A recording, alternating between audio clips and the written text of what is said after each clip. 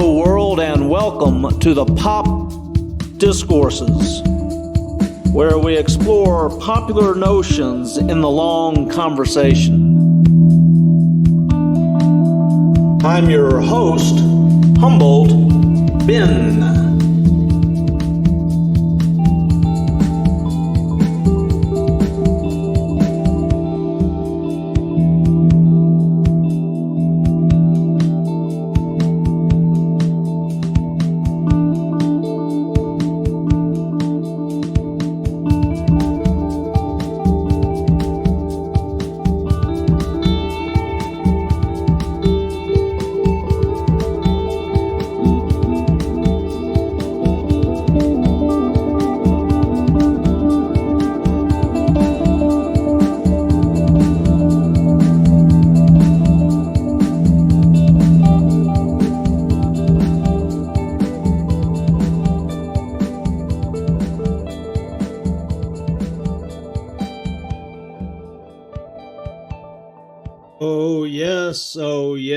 Oh yes, gather round ye all who would attend to the burning heart. This is the Pop Discourses pilot episode number 8. And it's snowy here where I'm putting this episode together in mid-April 2021. So, a damper on springtime, and I get the sense that folks are really looking to find some optimism and some solutions in this time where we've had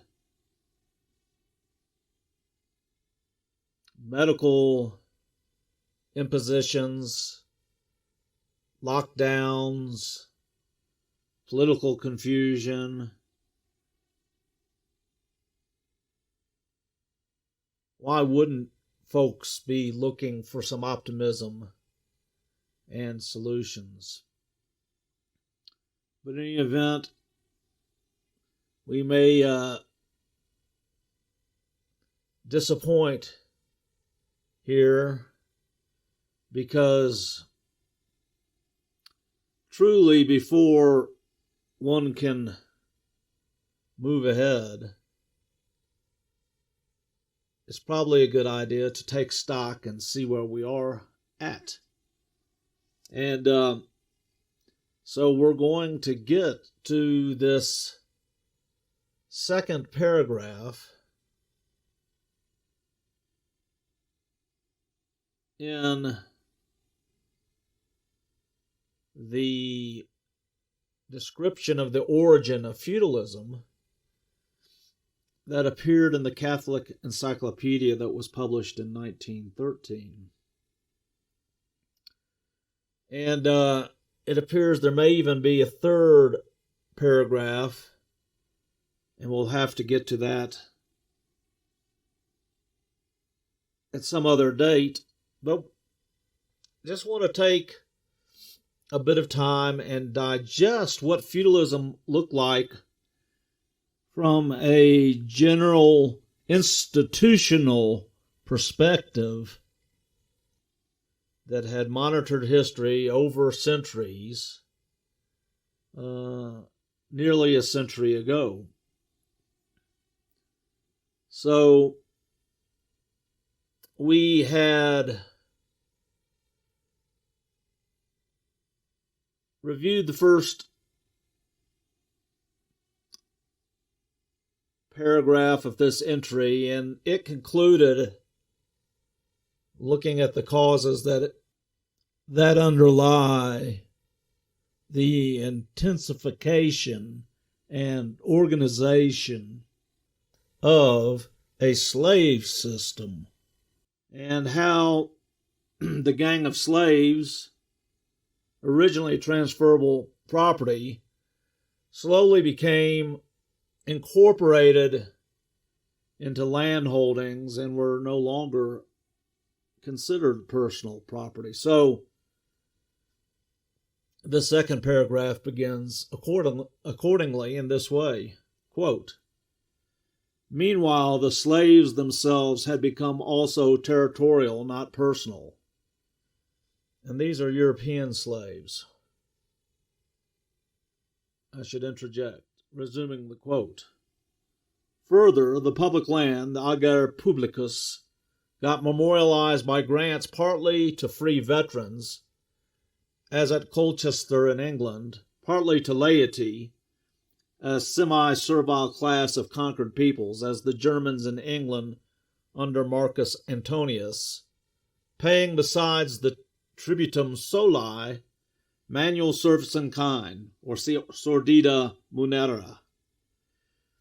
Even in the Roman towns, by the same process, the urban landlords, the curiales, became debased into the manufacturing population, the collegiati. In a word, the middle class disappeared. The empire was split into two opposing forces, an aristocratic bureaucracy and a servile, laboring population. Over the Roman Empire, thus organized, poured the Teutonic flood, and these barbarians had also their organization, rude and changeful though it may be. According to Tacitus, in Germania, the Germans were divided into some 40 civitates, or populi, or folks.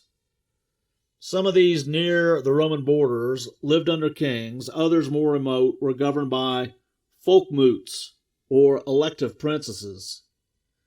Several of these might combine to form a stem, the only bond of which consisted in common religious rites. The populace, or civitas, on the other hand, was a political unity. It was divided into pagi, each pagus being apparently a jurisdictional limit, probably meeting in a court over which a princeps elected by the folkmoot presided, but in which the causes were decided by a body of freemen, usually numbering about 100. Parallel with the pagus, according to Tacitus in Germania chapter 12, or page 12, though in reality probably a division of it, was the vicus, an agricultural unit. The vicus was, though Seebohm in the English Historical Review in July 1892 at pages 444 and 465 thought not, represented in two types: one, the dependent village consisting of the Lord's house and cottages of his subordinates, perhaps the relics of indigenous conquered peoples who paid rent in kind, corn, cattle; and two, the free village of scattered houses, each with its separate enclosure. Round this village stretched great meadows on which the villagers pastured the cattle. Every year a piece of new land was set apart to be plowed, of which each villager got a share proportioned to his official position in the community. It was the amalgamation of these two systems that produced feudalism. Close quote.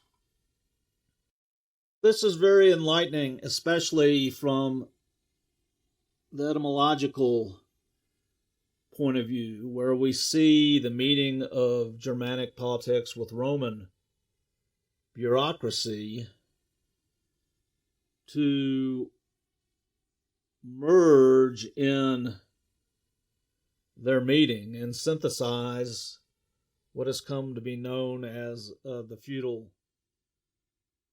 system, where people were bound to land and were taxed by an overlord.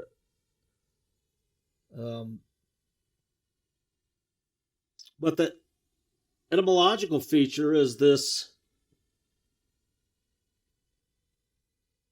use of the word pagus to describe the Germanic political divisions.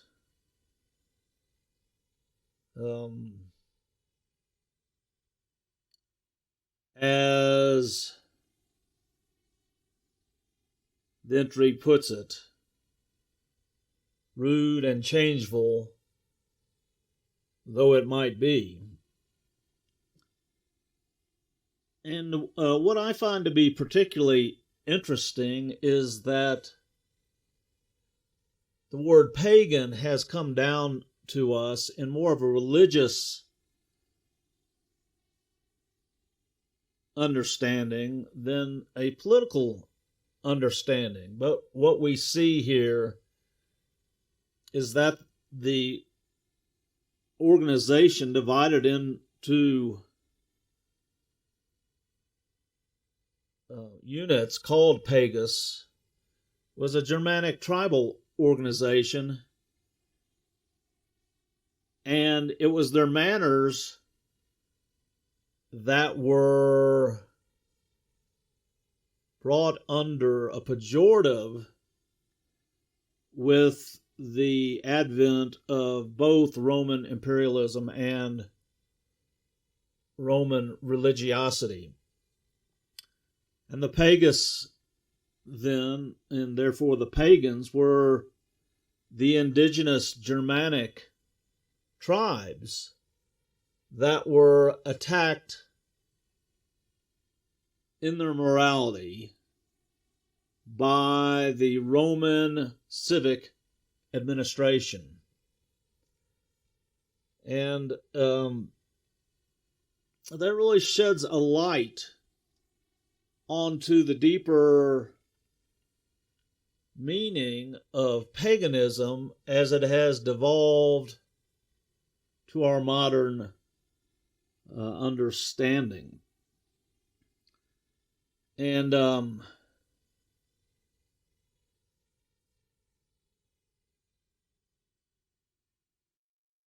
we see the seat of authority, the throne of authority, in these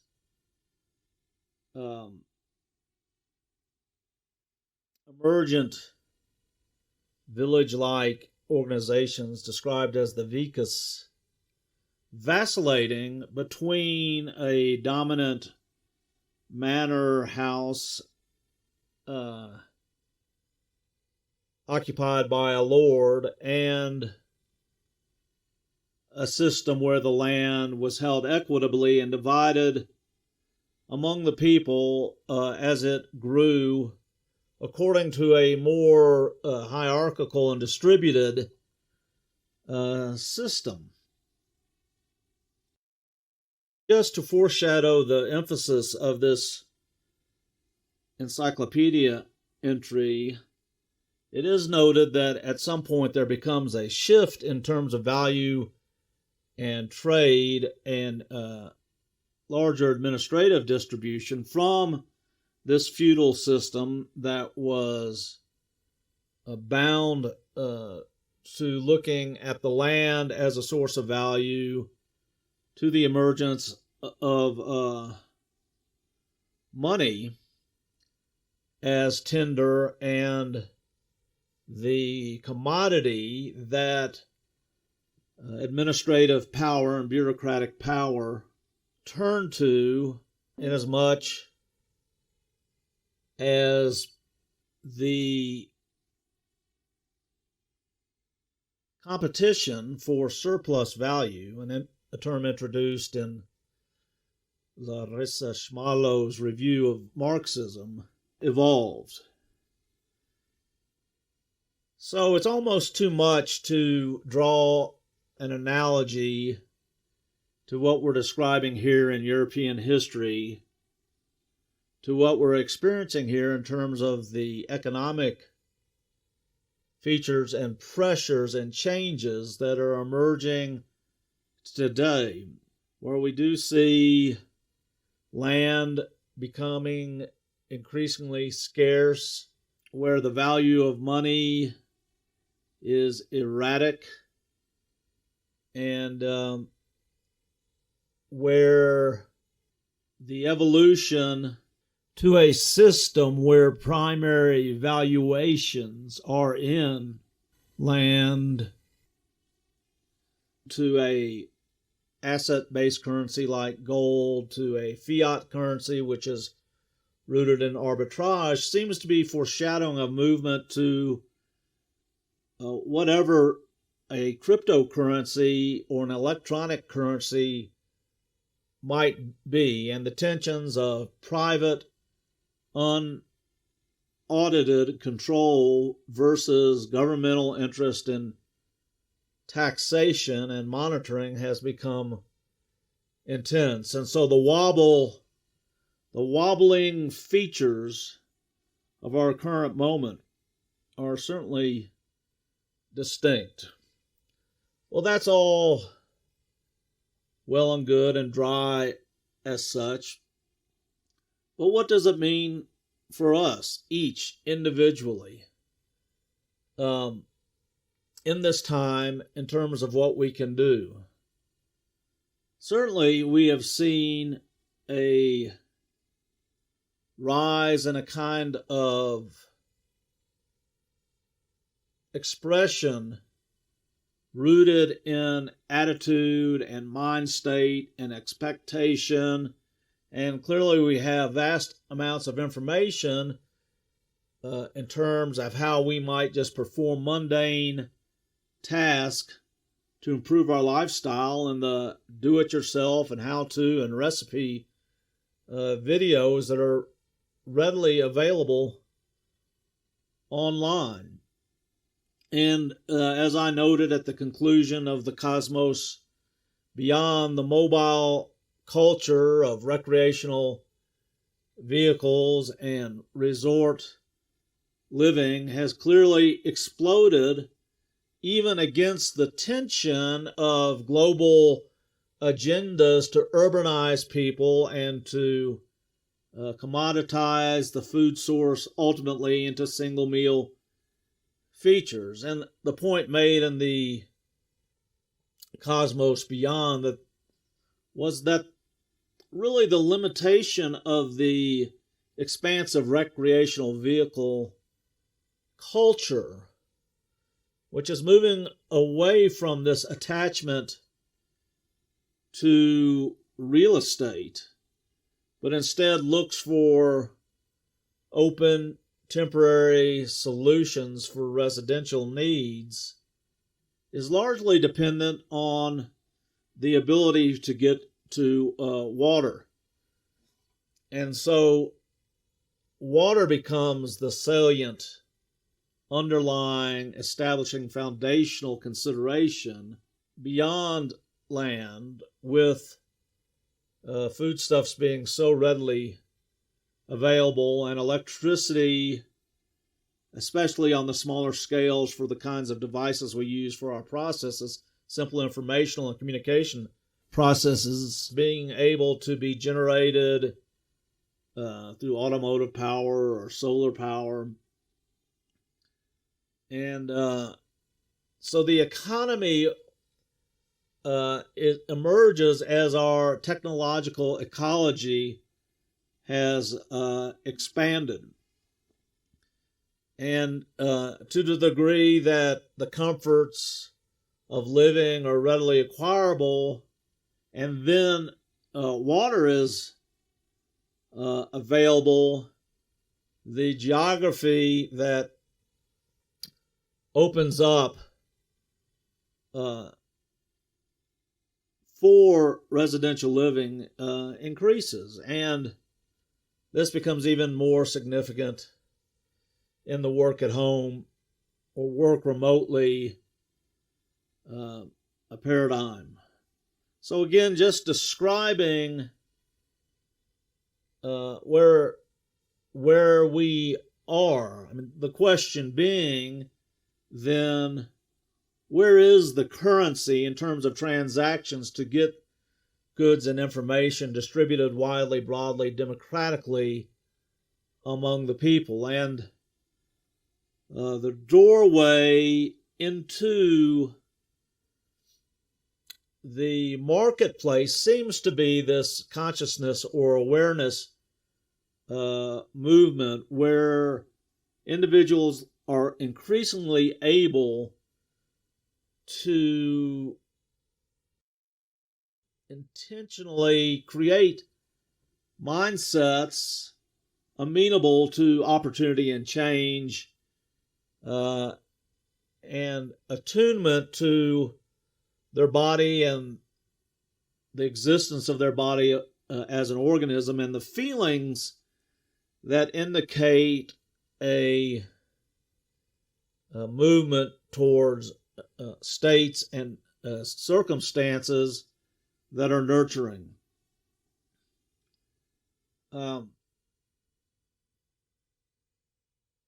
Well then, all the while, in so many of the considerations that seem to be propagated in the lectrosphere, these dimensions of control and exploitation of the assets of the people by those who would extract them for their own purposes and surplus value seem to be amplified. And that's where the analogy to the feudal experience over hundreds of years and its emergence becomes significant. And this is why paying attention to the geopolitical and the metapolitical, and where we see territorial expansion occurring, and we see the meetings of traditional systems at frontiers of development, becomes so instructive.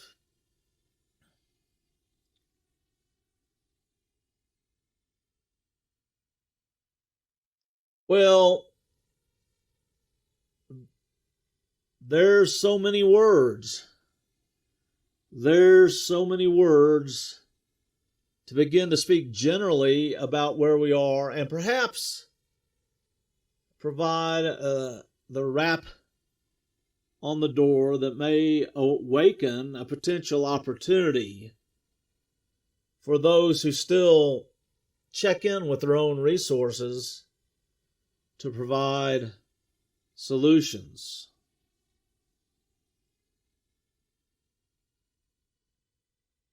The Pop Discourses pilot episode number 8. There you have it. Chop chop. Drink up. Go home. You can't stay here. It's closing time.